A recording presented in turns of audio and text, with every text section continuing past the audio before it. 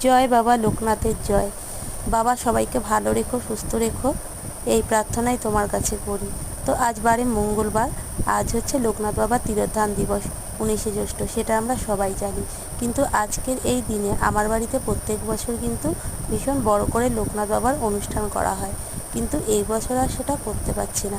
আমাদের বাড়ির এই উৎসবটা লোকনাথ বাবার প্রায় 40 বছরের কাছাকাছি। তো এতদিনের পুজোটা বুঝতেই তো পারছো এই বছর আর করতে পারছি না, যদিও বা তার একটা কারণ আছে। তো সকাল থেকে মনটা ভীষণই খারাপ ছিল। কারণটা হচ্ছে আমার জ্যাঠাশ্বশুর, তিনি এই বছর আর আমাদের মধ্যে নেই। তো সেই কারণেই এই বছর আর আমরা বাবার পুজোটা করতে পারছি না। তো সকাল সকাল স্নান সেরে মন্দিরে চলে গেছিলাম। তো বাবাকে কিন্তু আজকে আমরা নিত্য পুজোর মতো করেই পুজো দিয়েছি। তা প্রত্যেক বছর ভোগ করে দেওয়া হয়, তো এই বছর কিন্তু আর ভোগ করে দেওয়া হয়নি।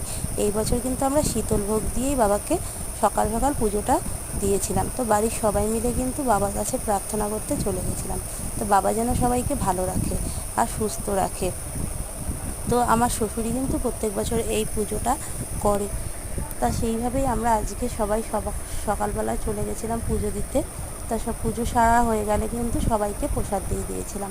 তো প্রসাদ দেওয়া হয়ে গেলে আজকের দিনটাতে কিন্তু আমরা নিরামিষই খেয়েছি। নিরামিষ বলতে আজকে ঘরে কিন্তু খিচুড়ি ভোগ আর আলুর তরকারি রান্না করেছিলাম। তো সেই ভোগটাই কিন্তু আমরা সবাই খেয়েছি। তো ভিডিওটা যদি তোমাদের ভালো লাগে তোমরা অবশ্যই লাইক ও কমেন্ট করে যাও, আর কমেন্ট বক্সে জয় বাবা লোকনাথ লিখে দিও।